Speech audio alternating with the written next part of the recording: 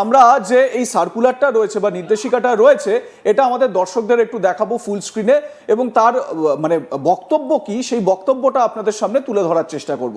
যেরকম সেলিম সাহেব বললেন যে এখানে কিন্তু কোনো ধর্ম বিশেষের নাম উল্লেখ করা হয়নি। আমরা দেখাচ্ছি, দেখুন এই সার্কুলারটা বা নির্দেশিকাটা, যেখানে বলা হচ্ছে, দেখুন প্রথমে দেখুন এই পশ্চিমবঙ্গ পশু হত্যা নিয়ন্ত্রণ আইন 1950 সংক্রান্ত অনুসরণীয় নির্দেশিকা।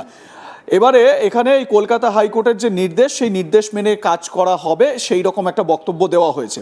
আমি 1, 2, 3, 4 করে যদি আসি, মানে প্রথম যে বক্তব্য সেখানে লেখা হচ্ছে কোনো ব্যক্তি কোনো পশু, ব্র্যাকেটে দেওয়া হয়েছে ষাঁড়, বলদ, গরু, বাছুর, পুরুষ বা স্ত্রী মোষ, মোষের বাচ্চা, মুষ্কচ্ছেদিত মোষ বলি দিতে পারবেন না যদি না তিনি উক্ত পশুটি বলির উপযুক্ত এই মর্মে কোনো শংসাপত্র সংগ্রহ করেন।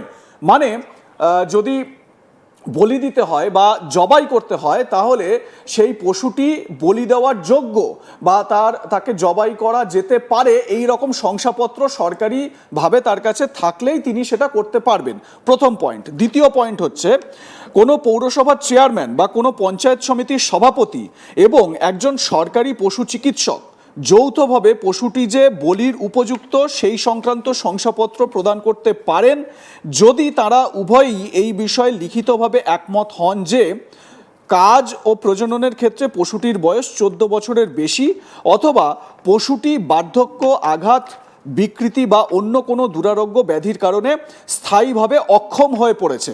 মানে পৌরসভার চেয়ারম্যান, পঞ্চায়েত সমিতির সভাপতি, একজন সরকারি পশু চিকিৎসককে একমত হতে হবে যে এই পশুটির 14 বছর বয়সের বেশি, তার কোনো বার্ধক্যজনিত রোগ রয়েছে, বিকৃতি রয়েছে, তাহলেই সেক্ষেত্রে কিন্তু শংসাপত্র দেওয়ার জায়গাটা তৈরি হচ্ছে। দ্বিতীয় পয়েন্ট।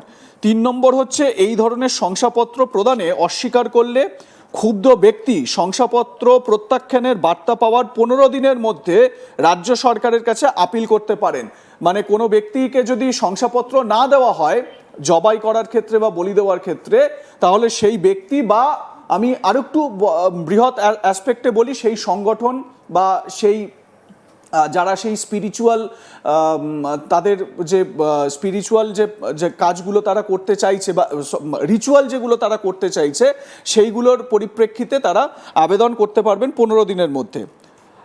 তারপরে বলা হচ্ছে কি যে পশুর ক্ষেত্রে শংসাপত্র প্রদান করা হয়েছে সেই পশুটিকে শুধুমাত্র কোনো পৌর কসাইখানা অথবা স্থানীয় প্রশাসন কর্তৃক নির্ধারিত কোনো কসাইখানায় বলি দিতে হবে।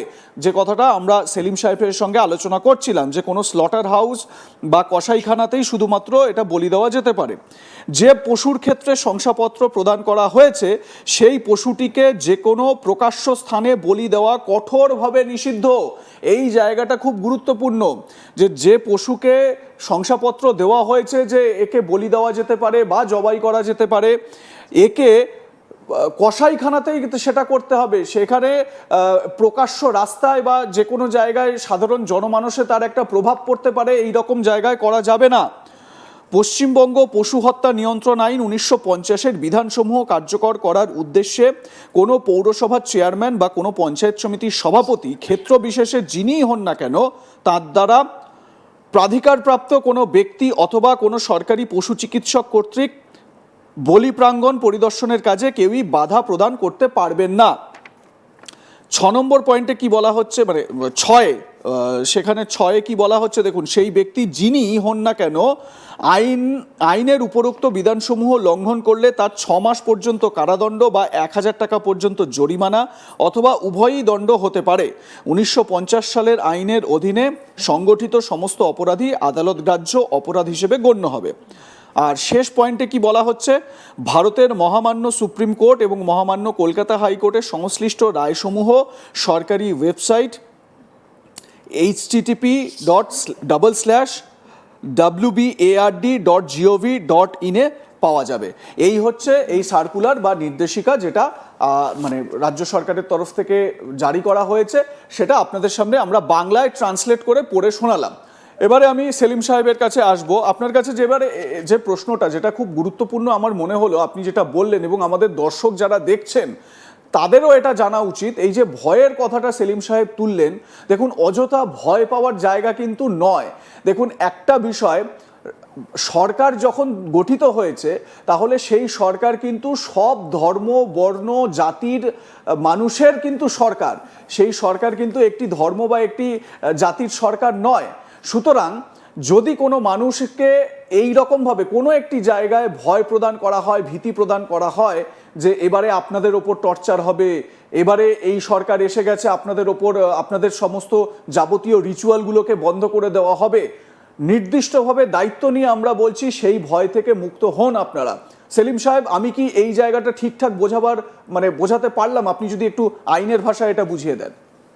দেখুন, এখানে দুটো জিনিস আছে, দুটো কথা বলা যেতে পারে। এক হচ্ছে খুব প্রমিনেন্ট যদি মুসলিম কান্ট্রি বলেন তাহলে সৌদি আরব, কিন্তু সৌদি আরবেও প্রকাশ্য স্থানে কিন্তু কুরবানি হয় না, হওয়া সম্ভব নয়। কারণ ওই হিসাবে সৌদি আরবের অর্থনীতি বা ওদের যে দেশের স্ট্রাকচারটা সেইভাবে তৈরি হয়ে আছে এবং ওখানে তার একটা সিস্টেম চলে। তাহলে স্বাভাবিক আমাদেরও কিন্তু খাতায় কলমে যে সিস্টেমটা, যে ওপেনলি হবে না, তার একটা প্রপার সিস্টেম থাকবে।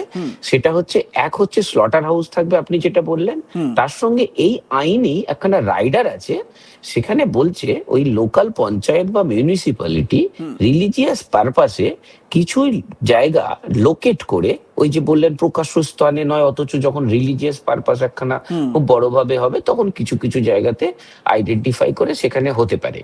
এটা একেবারে ক্লিয়ার। এটা যেমন ক্লিয়ার, এই আইনে কিন্তু তখন আবার এটাও পরিষ্কার যে এই যে আমরা রাস্তাঘাটে যে আমরা ধরুন গোটের যে একটা হচ্ছে কাউ, একটা হচ্ছে গোট, যদি আমরা ওই লার্জ অ্যানিমেল আর স্মল অ্যানিমেল এইভাবে চলে যায়, লার্জ অ্যানিমেলের ক্ষেত্রে কিন্তু ওই 14 বছরের যে আপনার রাইডারটা পড়ছিলেন, আর স্মল অ্যানিমেলের ক্ষেত্রে কিন্তু এই কথাটা বলা নেই। কিন্তু আইনটা কিন্তু ওই ক্ষেত্রে আইনটা আবার দুটো, লার্জ এবং স্মল অ্যানিমেল দুটো ক্ষেত্রেই এক। সেটা হচ্ছে এই যে আমরা রাস্তায় মাংসের দোকানে যে মাংস ঝুলতে দেখি, মানে গোট বা খাসির মাংস বা দেখি, আইনত কিন্তু ওইভাবে ওপেনলি দেখবেন ওদের যে মানে ওদের যে হত্যাটা করা হয়, ওদের যে এক্সিকিউট করা হয়, এক্সিকিউটটা কিন্তু ভিতরে লুকিয়ে করা হয়, কারণ বলা আছে ওপেনলি করা যাবে না। কিন্তু তার সঙ্গে ওপেনলি ওইভাবে যেটা এক্সিকিউট করা যায় না, ঝুলিয়ে রাখাটাও কিন্তু বেআইনি। বেশ, আমি আপনার কথার প্রসঙ্গে আসবো এবং আরো আলোচনা আমাদের করার বাকি রয়েছে, আমাদের পরবর্তী পর্বের আলোচনাটাতেও আসবো এবারে। সেটা হচ্ছে গিয়ে এই যে ধর্মীয় স্থানে, মন্দির মসজিদ এই সমস্ত জায়গায় মাইক বাজানো, নির্দিষ্ট ডেসিবেলের বাইরে মাইক বাজানোর ক্ষেত্রে একটা কিন্তু অবশ্যই সিদ্ধান্ত গ্রহণ করা হয়েছে যে বাজানো যাবে না। কি সিদ্ধান্ত গ্রহণ করা হয়েছে আমরা এই বিষয়টাও আরো বিস্তারিত জানার চেষ্টা করব আমাদের পরবর্তী আলোচনায়।